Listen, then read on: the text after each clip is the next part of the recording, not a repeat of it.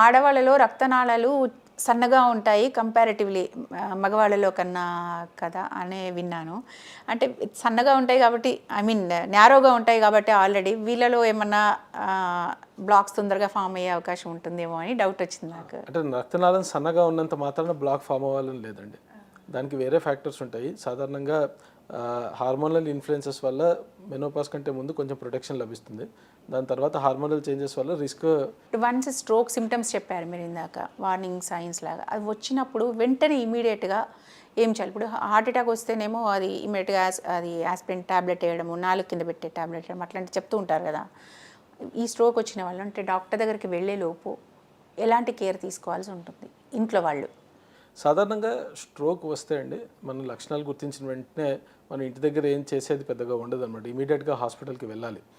ఎందుకు అంటే హాస్పిటల్కి వెళ్ళిన తర్వాత ఫస్ట్ స్టెప్ ఏం చేస్తారు అంటే ఎమర్జెన్సీలో మనం ఎవాల్యుయేట్ చేసి ఇది స్ట్రోకా కాదా, అంటే ఈ లక్షణాలు స్ట్రోకా కాదా, అంటే కొన్ని స్ట్రోక్ మిమిక్స్ అని ఉంటాయి అన్నమాట.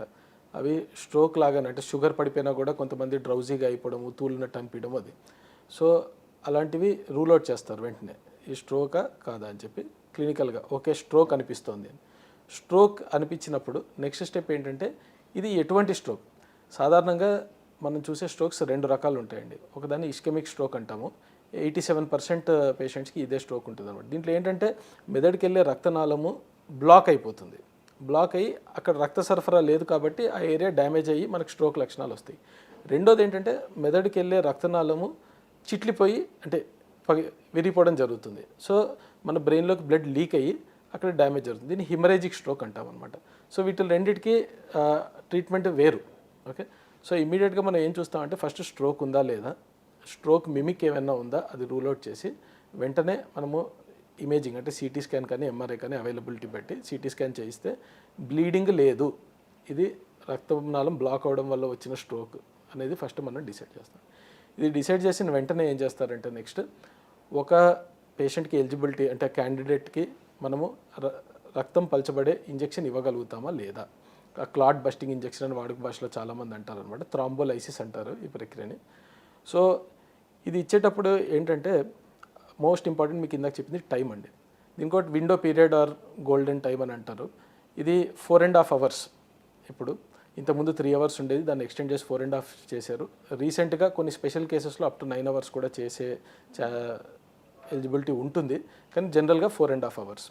సో ఈ 4.5 hoursలో ఎలిజిబుల్ క్యాండిడేట్స్కి మనం ఆ క్లాట్ బస్టింగ్ ఇంజెక్షన్ ఇస్తే ఆ బ్లాక్ అనేది ఓపెన్ అయ్యి మళ్ళీ బ్లడ్ సప్లై రెస్టోర్ అయ్యే ఛాన్స్ ఉంటుందండి. ఆ ఛాన్స్ ఉంటే వాళ్ళకి రికవరీ అనేది చాలా బాగా ఉంటుంది. అంటే పూర్తిగా కాళ్ళు చేయి మూమెంట్ లేని వాళ్ళకు కూడా ఎన్నోసార్లు మనం ఇంజెక్షన్ ఇస్తే ఇమీడియట్గా కొంతమందికి డిలేడ్గా మూమెంట్ అనేది రికవరీ అనేది వస్తుంది. ఓకే, సో అందుకని దీంట్లో టైమ్ ఈజ్ ఆఫ్ ఎసెన్స్. ఎంత లేట్ చేస్తే అంత ఆ డ్రగ్ యొక్క ఎఫెక్ట్ తగ్గిపోతుంది. ఇక్కడ థ్రాంబోలైటిక్ ఇంజెక్షన్సే కాకుండా స్టెంటింగ్ కూడా వేసే అవకాశం ఉందా సార్? ఇప్పుడు హార్ట్లో అయితే యాంజియోప్లాస్టీ చేస్తారు కదా, అక్కడ స్టెంట్ లాగా ఇక్కడ వేస్తారా స్టెంట్? సో ఇప్పుడు మీకు చెప్పాను కదండి, ఈ రక్తనాళం బ్లాక్ అయిపోతే ఇస్కెమిక్ స్ట్రోక్ అంటారు కదా. సో అందులో లార్జ్ వెజిల్ ఆక్లూజన్ అంటాం అనమాట. అంటే దీంట్లో ఏంటంటే పెద్ద పెద్ద రక్తనాళాలు బ్లాక్ అయిపోతాయి, మెయిన్ రక్తనాళాలు. సో ఇవి బ్లాక్ అయినప్పుడు ఏంటి అంటే మనము ఒకటి థ్రాంబోలైసిస్ విండో పీరియడ్లో ఉంటే, రెండోది ఏంటంటే వీటిల్లో మనము ఒక థ్రాంబెక్టమీ అంటారు దాన్ని, వైర్ పాస్ చేసి ఆ క్లాట్ని మనం తీయడం అనేది చేయడానికి అవకాశం ఉంటుందండి లార్జ్ వెజిల్ ఆక్లూజన్లో. కానీ దానికి కూడా టైం విండో అనేది చాలా ఇంపార్టెంట్. ఈ హెమరేజిక్ స్ట్రోక్ కనుక వచ్చి ఉంటే మొత్తం బయటకు వచ్చేస్తుంది కదా సార్, అంటే ఇంటర్నల్ బ్లీడ్ అవ్వదా? అది చాలా డేంజరస్ అవ్వదా? దానికి ఎట్లాంటి చర్యలు తీసుకుంటారు మీరు? సో హెమరేజిక్ స్ట్రోక్ అనేది మీకు చెప్పినట్టు రక్తనాళం చిట్లిపోయి బ్లడ్ బయటకు రావడం అండి. ఓకే, సో ఇందులో ఏమవుతుంది అంటే ఆ బ్లడ్ ఏదైతే బయటకు వస్తుందో అది చుట్టుపక్కల ఉన్న నరాల మీద ఒత్తిడి తెచ్చి ఆ ప్రెషర్ వల్ల కొంచెం డ్యామేజ్ ఉంటుంది. రెండోది అక్కడ బ్లీడింగ్ అవడం వల్ల లోకల్గా వాపు వస్తుంది, ఆ వాపు వల్ల డ్యామేజ్ ఉంటుందండి. సాధారణంగా high BP or uncontrolled BP ఉన్న వాళ్ళకి మనము ఎక్కువగా హెమరేజిక్ స్ట్రోక్స్ చూస్తూ ఉంటాము. అలా కాకుండా కొంతమంది పర్టికులర్లీ యంగర్ ఏజ్ పాపులేషన్లో ఏంటంటే vascular malformations అంటామన్నమాట.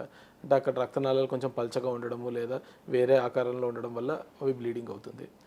So haemorrhagic stroke వస్తే దాంట్లో మనము ముఖ్యంగా చేసేది ఏంటి అంటే ఫస్ట్ ఇమీడియట్గా పేషెంట్ యొక్క ఎయిర్వే అంటే గాలి పీల్చుకోగలుగుతున్నారు, స్పృహలో ఉన్నాడా లేదా, లేదా గాలి పీల్చుకోలేకపోతే ఆయనకి మనం ఏమన్నా బయట నుంచి సపోర్ట్ అందించాలా, అదొకటి.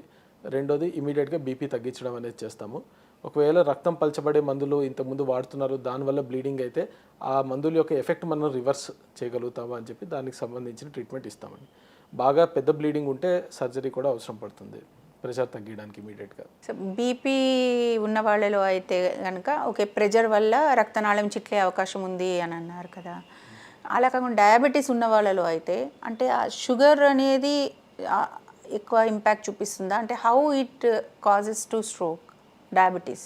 హై బీపీ కానీ డయాబెటీస్ కానివ్వండి, ఓకే, మన రక్తనాళం యొక్క గోడ వాల్ ఏదైతే ఉంటుందో లోపల ఇంటర్నల్ వాల్, ఓకే, ఇంటిమా అంటాము, దాన్ని హై బీపీ వల్ల లేదా డయాబెటీస్ వల్ల అది డ్యామేజ్ అవుతుంది.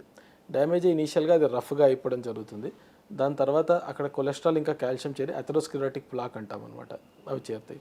ఈ ప్లాక్స్ ఏంటి అంటే ఎక్కడన్నా rough surface or smooth surface లేనప్పుడు మన శరీరంలో ఉన్న రక్తనాళాల్లో ప్లేట్లెట్స్ అని ఉంటాయి, రక్త కణాలు, అవి అక్కడికి వెళ్ళి అవి అతుక్కోవడం స్టార్ట్ అవుతుందండి. So that is the substrate for clot అనమాట. ఏంటంటే డయాబెటీస్ కానీ బీపీ కానీ మెల్లగా రక్తనాళాలని డ్యామేజ్ చేస్తుంది.